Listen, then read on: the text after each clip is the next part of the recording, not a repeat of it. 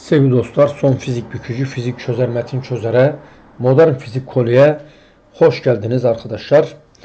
Videolarımızı beğenmeyi ve abone olmayı unutmayın dedikten sonra finalde arkadaşlar sınav yağmurları devam ediyor. Çözemediğimiz geçmişe yönelik soru denemelerde çözmeye çalışıyoruz arkadaşlar.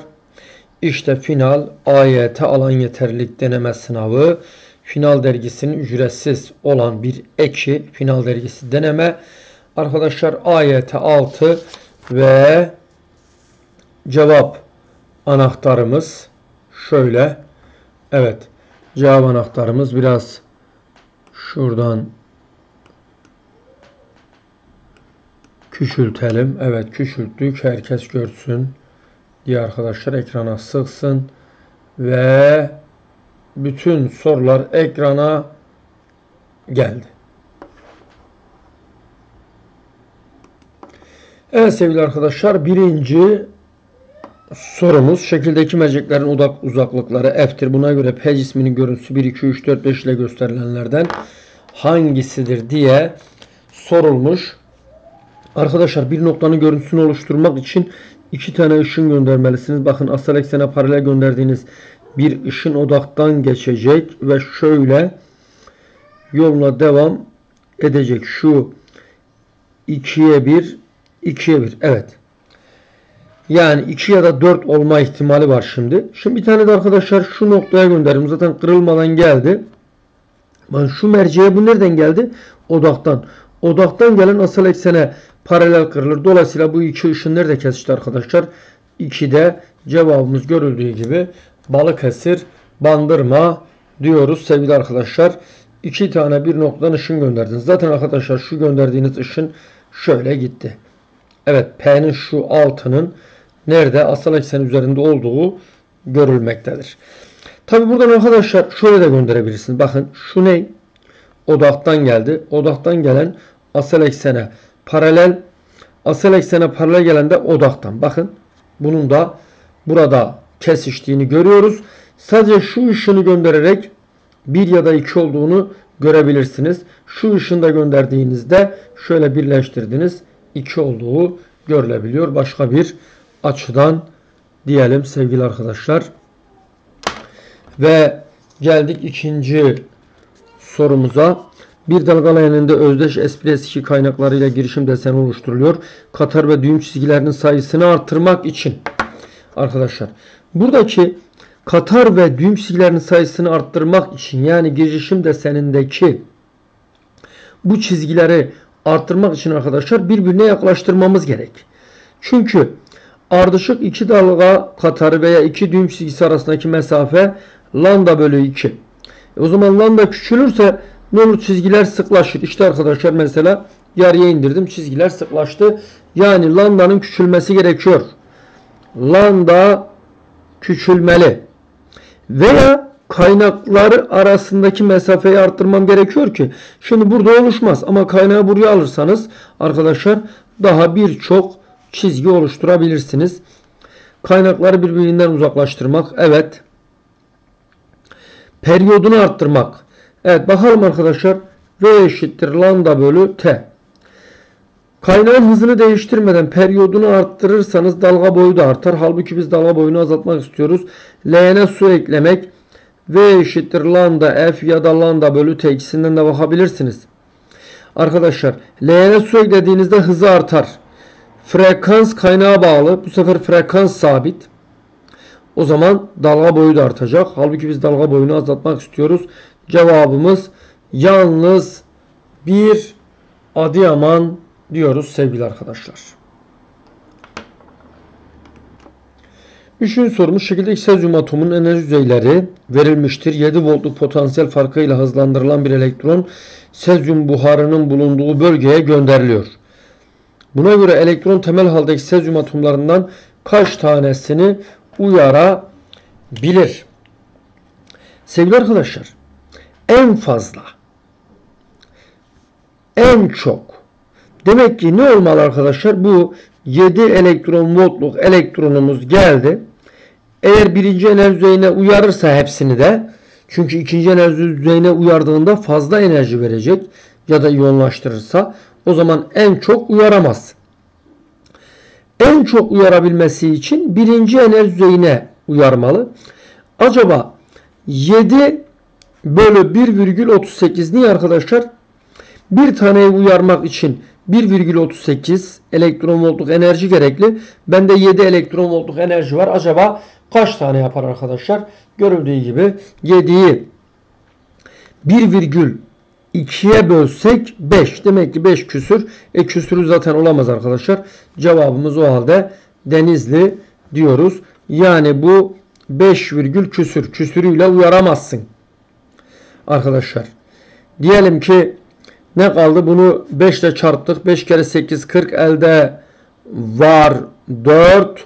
15 19 elde var 1. 6. 6,90. Geriye 0,1 elektron voltluk bir enerji kalıyor ki o da zaten uyaramayacağı görülmektedir. Ve geldik 4. sorumuza. Bir fotosel X-Y-Z ışık kaynaklarıyla ayrı ayrı aydınlatıldığında fotoelektronların maksimum akım şiddetleri ve kesme potansiyelleri şekilde 2 oluyor. Buna göre aşağıdakilerden hangisi yanlıştır?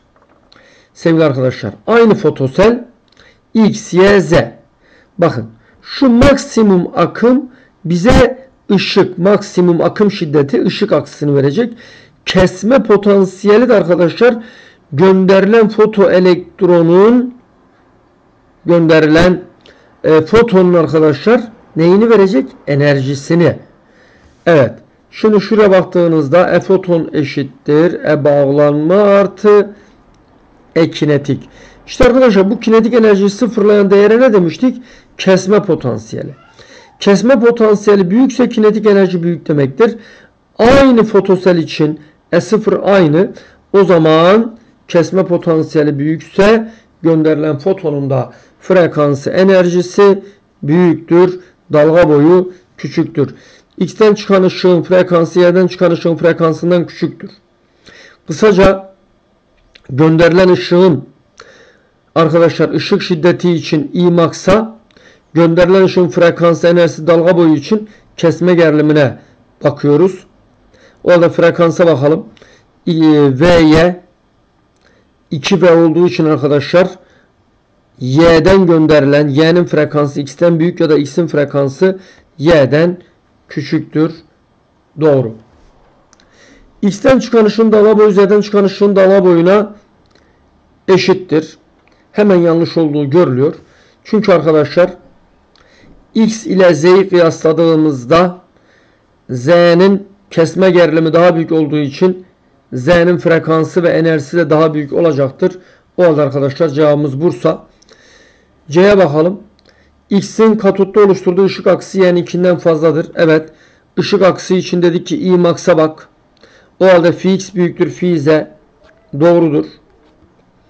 Y'nin katotta oluşturduğu ışık akısı Y'nin katotta oluşturduğu ışık akısı Z'ninkinden fazladır. Şimdi bakalım. Y'nin arkadaşlar oluşturduğu akım 2i'ye i olduğu için Y'nin ışık akısı Z'den fazladır. O halde bu da doğrudur. Y'den çıkan ışığın dalga boyu Z'den çıkan ışığın dalga boyundan büyüktür. Dalga boyu için arkadaşlar frekans için enerji için kesme gerilimine bakıyorum. Y'nin kesme gerilimi 2V, Z'nin kesme gerilimi 3V. O halde arkadaşlar Z'nin frekansı büyük, Y'nin de dalga boyu büyük. O halde bu da doğrudur. Zaten cevabın Bursa olduğunu biliyoruz ama diğer şıklarda, çünkü bu önemli bir soru tarzı arkadaşlar. Demek ki bu işin özeti ne? Sevgili arkadaşlar, gönderilen ışığın ışık şiddeti veya katottaki ışık akısı için I max'a bakacağız. Gönderilen ışığın frekansı, dalga boyu enerjisi için kesme gerilimine bakacağız. Şekilde sıcaklığı T olan siyah cismin ışıma şiddeti dalga boyu grafiği verilmiştir. Buna göre sıcaklığı T'den fazla olan siyah cismin ışıma şiddeti dalga boyu hangisi gibi olabilir? Arkadaşlar Wien sabitini hatırlayın. Wien sabiti lambda çarpı T. Tabi ne? Lambda max. Maksimum şiddette yayılan ışığın dalga boyu. Eğer T artarsa dalga boyu küçülecek maksimum şiddette ve ışıma şiddeti artacak. Buna göre arkadaşlar aynısı olamaz. Şuna bakıyoruz. Dalga boyu ne yapacak arkadaşlar? Küçülecek ve ışık şiddeti artacak. Şöyle bir grafik bulmalıyız. Olamaz. Dalga boyu artmış. Olamaz.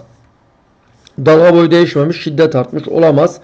Evet, dalga boyu artmış. Şiddet artmış. Olamaz. Dalga boyu küçülecek ve şiddet artacak.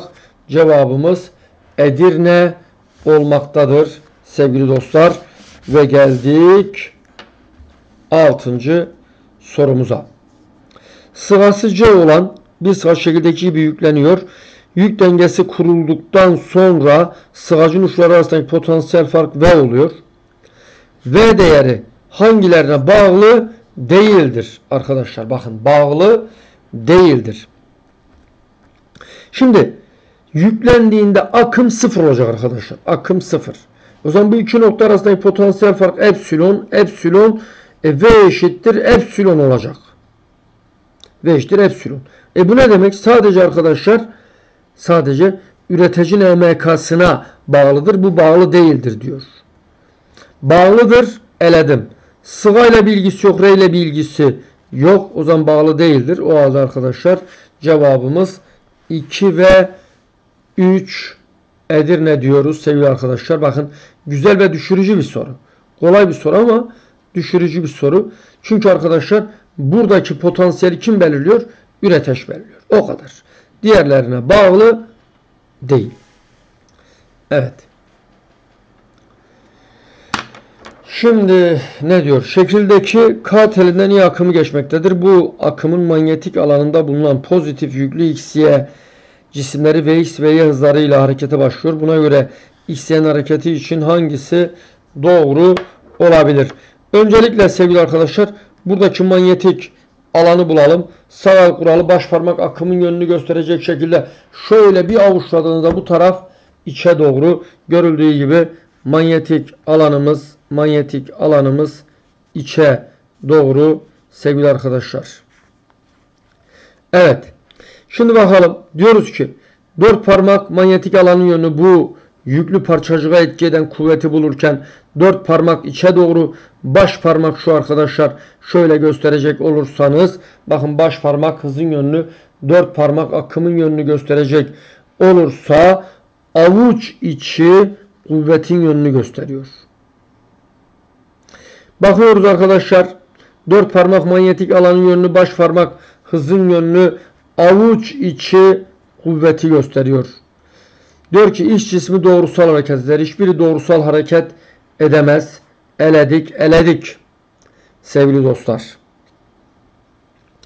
X cismi tele doğru sapar. Evet, bakın X cismi tele doğru sapar. O halde cevabımız Ceyhan olmaktadır güzel kardeşlerim. Y cismin hızı artar, hızlar değişmez. Arkadaşlar manyetik alana giren parçacığın hızının büyüklüğü değişmez. Hızı artar, hızının büyüklüğü artar veya hızı artmaz. Niye? Çünkü etki eden merkezcil kuvvet olduğu için sürekli bunu ne yapar arkadaşlar? Bir nokta etrafında çembersel harekete zorlar. Dolayısıyla hızın yönü sürekli değişir fakat büyüklüğü değişmez. Evet sevgili dostlar, ne demiş? Kale. Bir devre parçası verilmiştir. Kale arasındaki eşdeğer direnç kaç ohm'dur? Şimdi güzel kardeşlerim, hemen ne yapmamız gerekiyor? Bir harflendirme eğer göremiyorsak. Tabii şunun ikisinin paralel olduğunu gördün diyelim. Şunun ikisinin paralel olduğunu gördün. Ve bunlar da birbirine seri olduğunu gördün. O zaman harflendirme yapmana gerek yok. Ama göremedin, yaparsın. K noktası, L noktası, L noktası. Bir tane farklı bir nokta var. Bakın sadece akımların bölündüğü noktada farklı bir nokta yazacağız. Seri olanların arasına nokta yazmanıza gerek yok. Görüldüğü gibi KX. Birer uçları K'da, birer uçları X'te olduğu için arkadaşlar bunlar paralel. Çarpımları bölü toplamları 150 bölü 25 6, 100 bölü 25 4. 6 ile 4 görüldüğü gibi kx, şöyle bir yazayım arkadaşlar, görün kx ile. Kx arasında ne varmış? 6. X ile arasında ne varmış? 4. Bu nerede? K ile arasında ne varmış? 40. O halde güzel kardeşlerim, şöyle baktığınızda bunlar ne oldu? Seri. Ardışık noktalar arasında seri. Şöyle birer uçları K'da, birer uçları L'de paralel olacak. 10'a 40. Çarpımları bölü toplamları görüldüğü gibi 8 diyoruz sevgili arkadaşlar. Çarpımları 10 çarpı 40 400 bölü toplamları 50. O halde cevabımız 8 diyoruz. Tabi başka yöntemler de var. Bu pratik yöntem. Daha pratik yöntemi de var. Biri diğerinin 2 katı ise büyüğün 3'te biri, biri diğerinin 3 katı ise büyüğün 4'te biri, biri diğerinin 4 katı ise örneğin 40'a 10. 4 katı ise büyüğün 5'te biri. 40 bölü 5 8. Evet, şimdi bakıyoruz. Diyor ki şekildeki O noktası Q1 Q2 yüklerin elektrik alanındadır. Güzel. O noktasındaki bileşik elektrik alan E olduğuna göre aşağıdakilerden hangisi yanlıştır? Şimdi arkadaşlar bakıyoruz. Şunun oluşturduğu elektrik alanın doğrultusu, elektrik alanın doğrultusu o halde arkadaşlar itecektir bileşenlerini ayırdığımızda. Bu elektrik alanın büyüklüğü de E, küçük e diyelim arkadaşlar, ya da E üstü de diyebilirsiniz. Önemli değil. Yani eşit, birebir. Birebir. O halde Q1 bölü 2'nin karesi 4 eşittir 1. Q2 bölü 16 eşittir 1. Buradan arkadaşlar Q1 bölü 4 eşittir Q2 bölü 4'ün karesi 16. Görüldüğü gibi Q2 eşittir 4Q1. O halde Q'ya 4Q. Yükleri artıdır. Doğrudur. Q1'in O noktasında oluşturduğu elektrik potansiyeli Q2'ninkine eşittir. Bu arkadaşlar maalesef kesinlikle yanlıştır. Niye? Q1 bölü 2 Q bölü 2 4Q bölü 4. O halde arkadaşlar potansiyeller eşit olmaz. Potansiyelin bağıntısını bir yazmış olalım. KQ bölü D. K'lar zaten sabit. Bakın 4 bölü 4 bunun oluşturduğu potansiyel ve efendime söyleyeyim bu Q bölü 2 oluşturduğu potansiyel V bölü 2 olacaktır sevgili arkadaşlar. Dolayısıyla cevabımız Ceyhan. Şunlara da bakalım. Q1'in O noktasında oluşturduğu elektrik alan Q2'ninkine eşittir. Aslında arkadaşlar oluşturduğu elektrik alan, evet, şiddeti. Direkt elektrik alan desek ne olur? Yanlış olur. Elektrik alan şiddeti. O halde doğrudur. K noktasının toplam potansiyeli O'nunkinden büyüktür. Burada da böyle bir şey vermiş. Bir bakalım. Evet, 4Q bölü 2. O zaman bu ne oldu arkadaşlar? Direkt 2V oldu zaten. Şu anda O'dakini toplasanız V bölü 2 artı V 1,5V. Sadece Q2'nin O'da oluşturduğu potansiyel 2V. Daha Q1'inkini de demiyorum. Demek ki arkadaşlar doğru. Zaten cevabımızın Ceyhan olduğunu biliyoruz. Ve 10. sorudayız. Statik sürtünme katsayısı 0,2 olan 2 kilogramlık X cismine şekildeki gibi yata 3 Newton'luk kuvvet uygulanıyor. Cisme etkiden sürtünme kuvveti nedir? Şimdi arkadaşlar cisme etkiden sürtünme kuvvetinin maksimum değeri. Maksimum değeri. Bunu bir bulalım. Komma G K çarpı N, burada N dediğimiz mg. Bu ne oldu arkadaşlar? 0,2. M neymiş? 2. G nedir? 10. O halde bu ne oldu? 4. Bu arkadaşlar statik sürtünme kuvvetinin en büyük değeri. Her zaman böyle olmak zorunda değil. Bu en büyük değeri. Grafiğimizi hatırlayalım. Grafik arkadaşlar şu şekilde geliyor ve gidiyor. İşte cisme etki eden kuvvetin sürtünme kuvvetine bağlı grafiği. Şurada dedik statik bölge. Burası kinetik bölge. Statik bölgede Fs eşittir F. komma geneyi falan filanı bulmamıza gerek yok. Direkt durduğu için Fs eşittir F. İşte burada arkadaşlar statik kinetik bölgede F kinetik eşittir K çarpı N'dir. Şimdi burada statik sürtünme kuvvetinin en büyük değeri 4. Fakat siz cisme 3 Newton'luk kuvvet uyguluyorsunuz. Cisim hareket etmeyecektir. Evet. Diyor ki statik sürtünme katsayısı 2 olan yatay düzlemde onun kuvvet uygulanıyor. Buna göre cisme etki eden sürtünme kuvveti. Tabi burada cismin durduğunu kabul ediyoruz sevgili arkadaşlar. Cisim durduğu için Fs eşittir 3 Newton, cevabımız Denizli. Evet, bunlara dikkat edelim. Demek ki cisim duruyorsa Fs eşittir F diyoruz sevgili arkadaşlar. Evet sevgili arkadaşlar, geldik 11. sorumuza. O noktadan yüzmeye başlayan X yüzücüsünün suya göre hızı Vx, P noktasından yüzmeye başlayan yüzücünün suya göre hızı V'ye, X yüzücü karşı kıyıya K noktasından çıktığına göre Y yüzücüsü hangi noktadan çıkar diyor sevgili arkadaşlar. X yüzücüsü karşı kıyıya K noktasından çıkmış. Bakın, girdiği nokta ile çıktığı noktayı birleştirelim. Evet. Kaç birim arkadaşlar? 4 birim. Bunun hareket süresi t ise bunun hareket, daha doğrusu 2t'ye t alalım. Çünkü düşey hızıyla ters orantılı. Bakın arkadaşlar, bu noktaya hedeflemiş, bu noktaya çıkmış. Şimdi tam olarak 1 değil. Çünkü arkadaşlar 4'e 3 küsürlü bir şey gelir. Bunu da çizseniz sıkıntı. Bu tür soruları şu şekilde çözün. Eğer arkadaşlar şöyle olsaydı birebir derdik ki birebir. Bunu da hemen 1 eklerdik falan. Ama burada o sıkıntı oluyor. Peki nasıl yaparız? Arkadaşlar burada akıntı sürüklemesi ve akıntı çarpı t. Bunun süresi 2t'ymiş. Buraya 2t yazıyorum. Ve akıntı çarpı 2t kaç birim? 4 birim.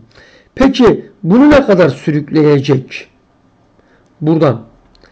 X akıntı eşittir V akıntı çarpı t. İşte arkadaşlar buradan her iki tarafı 2'ye böldüğümüzde V akıntı çarpı t yine buluruz. 2 buluruz. O zaman 2 birim sürüklenecek ve M noktasına çıkacak deriz sevgili arkadaşlar. Bakın, güzel bir soru. Bu soruyu da çok kardeşimiz getirmişti. Çünkü çizmeye çalışınca arkadaşlar şöyle, burada ne kadar çizeceğim? Şurada ne kadar? Bir çizsem olmadı. Bunu ne kadar çizelim ki buraya gelsin? İşte bu arkadaşlar sıkıntı meydana getiriyor. Çünkü tam olarak kesin bir şey söyleyemeyiz. Böyle çizimde sıkıntı olur. Bu tarz soruların kesin ve genel çözümü budur diyoruz sevgili dostlar. Evet, geldik 12. sorumuza. Şekildeki ilk harekete geçen ve düz bir yolda giden bir cismin net kuvvet konum grafiği verilmiştir. F ve X bilinenleri ile niceliklerinden hangileri bulunabilir? Şöyle bir bakalım. Bir şey bulunabilir mi? Şimdi arkadaşlar şurada kuvvet yol F X grafiğinde alan bize yapılan işi verecek. Bu da kinetik enerjideki değişimdir. Cismin ilk hızı 0 olduğu için ilk hızsız, direkt bu cismin kinetik enerjisini verecektir. Evet, cismin X konumunda kinetik enerjisini bulabiliriz. X konumundaki momentumunu. Şimdi arkadaşlar bu 1 bölü 2 mv kare. Kütleyi bilemediğim için hızı bilemem. Hızı bilemediğim için momentumu da bilemem. Ya da şöyle de düşünebilirsiniz. Kinetik enerji P kare bölü 2m. Kinetik enerjiyi biliyorum. Kütleyi bilemediğim için momentumu bulamam. Cismin ivmesini de bulamam. Çünkü kütleyi bilmiyoruz sevgili arkadaşlar. Yalnız bir Adıyaman diyoruz güzel kardeşim. Geldik 13. sorumuza. Bakalım ne demiş atalarımız. Ağırlığı P olan düzgün türdeş bir küre KL düzlemler arasında şekildeki bir dengededir. Düzlemlerin küreye uyguladığı tepki kuvvetleri falan arasındaki ilişki nedir? Çok klasik, basit bir soru arkadaşlar. Bu tarz soruların aynısını sınıflarda çözüyoruz, anlatıyoruz. Çöz çöz anlat, anlat anlat çöz. Evet, dinleyen varsa anlıyor. Tabii ki arkadaşlar herkes kendi bilir. Ne yapalım? 45, 45, 45, 45, 45. Görüldüğü gibi arkadaşlar şu cismin ağırlığı P, şu K, FK, şu da F'le.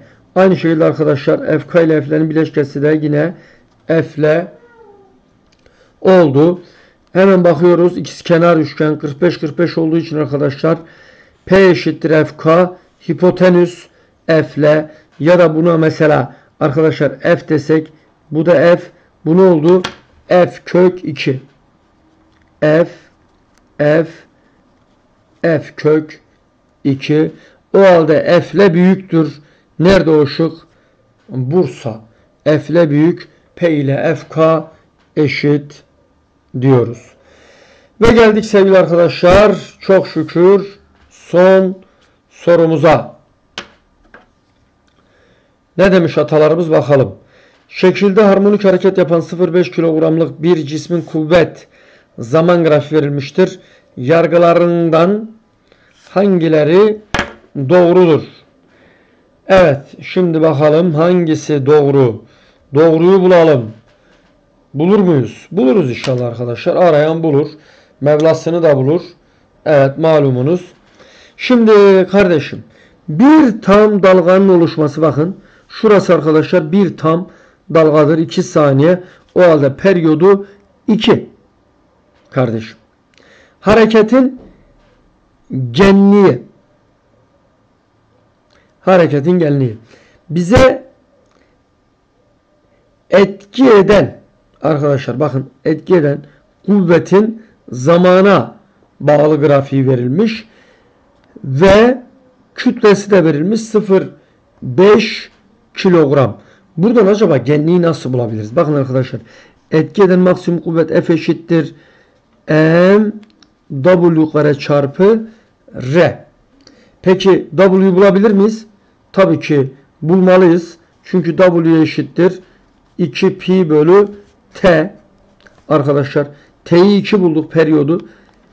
Pi'yi de 3 alırsak demek ki bu 3.